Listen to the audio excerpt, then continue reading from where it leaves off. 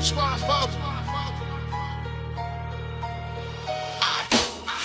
in the zone where the cannons explode. Ian Beckles on the mic, got stories untold. Tampa Bay grind, Buccaneers in the trenches. Blood, sweat, tears on the field, no pretenses. Grimy like the D-line, pressure never stops. Breaking down the game like the X's and the O's. Pop from the glory to the struggle, the highs and the lows. In the trenches where the real football grows. In the trenches, yeah, we breaking it down. Buccaneers grind, repping the Bay Town. In the trenches, where the stories unfold. Football's hard to truth. Hello everybody, welcome back to In the Trenches. My name is Ian Beckles, and first and foremost, this episode is made possible by Manny Gordon Trial Lawyers. Go check them out at fightnegligence.com. They're the best at what they do, okay? This is your podcast that talks to you about the Buccaneers, our beloved Buccaneers. We touch a little bit on the NFL, but it's Buccaneer heavy, that's for sure. It is the off season, although the season's right around the corner. If you live here in the Tampa Bay area, I don't know how you can imagine going to training camp. I went to 11 training camps myself, 7 here in Tampa Bay. I did a couple in Philadelphia, which was actually in New Jersey. And then I did one in New York and then one in Denver. So I've been to plenty of training camps. I know they say it gets hotter every year, but the feels like out there, I was at the beach all weekend. I can't imagine putting pads on and going out there. I'm old, I get that. But even if I was young, that just seems silly, okay? So there's a lot of money. I know there's people making a lot of money out there, but they're earning their money if they're putting on pads going out in that heat. So good riddance to those young kids getting out there in training camp. But training camp's right around the corner. And, as far as me and this In the Trenches podcast, right now we're breaking down all the individual positions. And today we're going to break down the wide receiving core. All right? The wide receiving core for our beloved Buccaneers. I've heard people say it's the best ever. I don't do that. Let's wait till the end of the year and let's wait till we get some results before we call anybody the best of anything, okay? So we've had some good wide receiving cores. We've had some good wide receiving, meeting rooms. It's too early to call it the best anything. We have Mike Evans, who's getting older, and I've been saying that for 5 years, it seems like. And, Mike Evans has been 12 years in the NFL, all right? That's a lot of years. And it comes to an end. And we just keep on thinking that, like, Mike Evans is going to be that guy every year, but it comes to an end.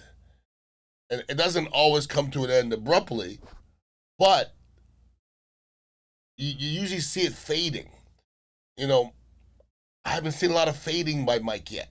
Okay, he's not what he was. We all know that. But he's still a 1,000-yard, receiver. He missed a couple games last year, but the games that he was in, he still finished. Mike's an anomaly. He's a first ballot Hall of Famer that does some things as good as anybody's ever done in the NFL, period. All right? Mike's 31 years old. NFL years are different than civilian years. 31-year-old people walking around the street are just young, bouncy, feeling good. 31-year-old NFL players, it's not the same. Mike has been through a lot. His body's been through a lot. It's going to be a lot for him to get through this season. I remember being 31 years old. Football is not good for your body. It's not good for your body. So Mike's going to go through some stuff this year. Mike's not going to be able to practice a whole lot. Mike's not going to be able to do a whole lot. And, Wednesday and Thursday practices, you're going to take care of him. But Mike is that guy that we're hoping is going to be there on Sunday, all right? But I got to forewarn everybody but I've been saying this for 2 years. Eventually it slows down. I'm not saying this year's going to be the year, but eventually Mike Evans is going to have to slow down. Eventually. Hopefully it's not this year. Now, speaking of slowing down, Chris Godwin last year, if he didn't slow down, he probably wouldn't be here. If Chris Godwin didn't get hurt last year, he probably wouldn't be a Buccaneer because he probably would have priced himself out of here because he was on a mark to almost lead the NFL in a couple different very, very important categories. And that's with Mike Evans on the football team. So as far as Chris Godwin goes, if Chris Godwin is healthy, I'm good. That's a big if. Now we don't know what the healthy means anymore because Chris Godwin is 29 years old, not young, not old yet. But when you're coming off that type of a surgery, that type of an injury, you just don't know how you're going to come back. And Chris Godwin has spent the whole offseason cutting, running, jumping, great. But once you get in an NFL football game, you can't simulate that. You can't simulate adrenaline. You could run a full speed route, but it's not the same as when you get on the football field. So Chris Godwin still doesn't really know how his body's going to react to a lot of things that are going to go on this year. So our eyes are going to be on Chris Godwin. I've heard rumors he may not even be there week 1. I don't know. He's a tough son of a bitch, and I'd be shocked if he's not there. And if we're missing Tristan Wirfs and we're missing Chris Godwin in week 1, that's not really the way you want to be, jumping into the season. Not me anyways. Now, there's been a lot of people question why the Buccaneers picked Emeka Okbuka. I don't know if I'll ever get that one right. Listen, everybody wanted a pass rusher. Everybody wanted a linebacker. From what I've heard of this young kid, from people at Ohio State, people in the Buccaneers locker room, people in the organization, he's a mature kid that is well ahead of his years. That's a good thing. Not everybody's NFL ready. All I'm hearing about this kid is that he's mature. Big, strong, physical. He talked to the Ohio State people. Listen, let me let everybody know. What you did in college really doesn't matter. But what your team and your organization says about you does matter. By the way you prepared yourself, what kind of leadership, what kind of leader you were or are. And I've heard nothing but good things about Emeka. So we'll see. He's not in a situation where if he doesn't shine, the Bucs don't flourish. I mean, if Mike Evans comes back and is what he is, and Chris Godwin comes back and he is what he is, Emeka's going to sit back and learn, be a situational guy. When one of those guys are dinged up, and they're going to be dinged up, he's going to get a lot of time this year. No doubt about that. And he's also going to be able to be kind of broken in slowly, and there's not going to be a lot of pressure on the kid. So I think he's in a great situation. All right, seriously. But for me to say that the Bucs are the best this or the best that, I've never seen a kid play in the NFL. And once again, what you did in college really doesn't matter to me. Trey Palmer is a guy who, 3 years in the league, he's a guy. But when you talk about being a third, fourth, fifth guy, even sixth possible, this receiver room is pretty stacked if you really think about it. Because when you talk about Mike Evans and Chris Godwin and Emeka, those are 3 possible big names. Okay, I'm putting Emeka in there because he's a first rounder. And when you talk about, the 3 guys that are going to be vying for other playing time being, Trey Palmer and Jalen McMillan and Sterling Shepard, well, that rounds up a meeting room pretty good. Okay, because Sterling Shepard, 31 years old, not young in his own right. Sterling Shepard is that guy, though, that you don't have to worry about. He's not that star, but he's going to go out there. He's going to get his. He's hopefully going to run the right routes and be able to pick up the coverage. You don't have to worry about him. He's a true veteran. Jalen McMillan, Trey Palmer, obviously haven't hit their ceiling yet. I think Jalen McMillan has a lot of potential.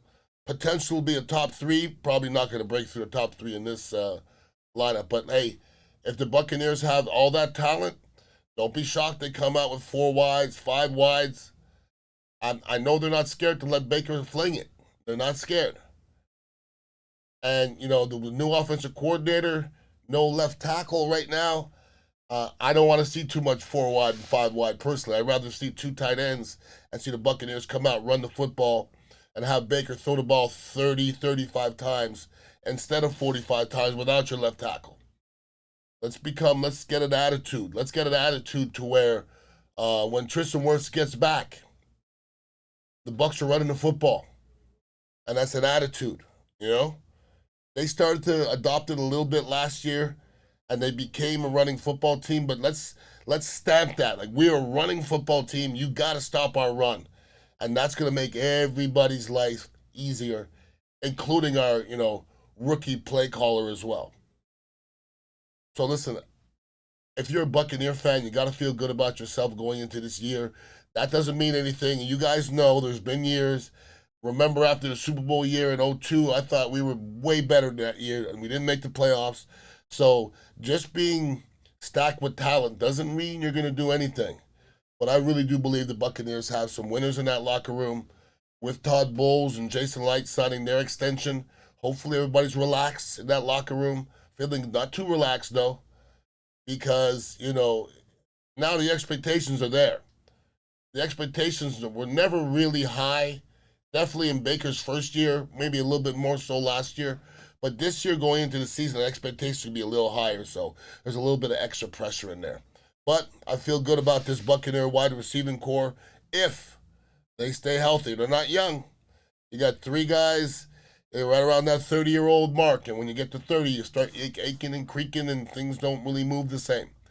But if everybody's healthy, I think we're going to be in good hands. Now, next week, I still have to break down the quarterback. I still have to break down the tight end, the running back, and also a linebacker and defensive back. So I'm going to do that in the oncoming weeks and to get you guys ready for the Buccaneers and training camp. And I'm going to try to make it to a couple of those hot-ass practices, let you know how those go. I'm not going to be at many of them because I ain't doing that. But football season's right around the corner. Preseason football is right around the corner, which is awful to watch, but it's better to watch than flag football. I was watching flag football this weekend. God knows I need some real football. Hope everybody has a wonderful week. Anybody want to hit me up, Ian_Beckles on Instagram, and come hang out with us here at the Dignitary Cafe, best kava and kratom, and coffee as well in the Tampa Bay area. Have a wonderful week, and please stay out of jail. Peace out.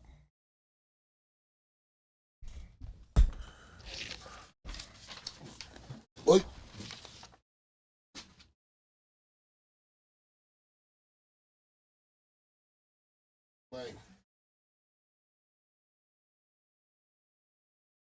Some lawyers want to look like superheroes on a billboard, but which lawyers are regarded as superheroes in the courtroom? Trust the expertise of board certification. Call Manny and Gordon or visit us at fightnegligence.com.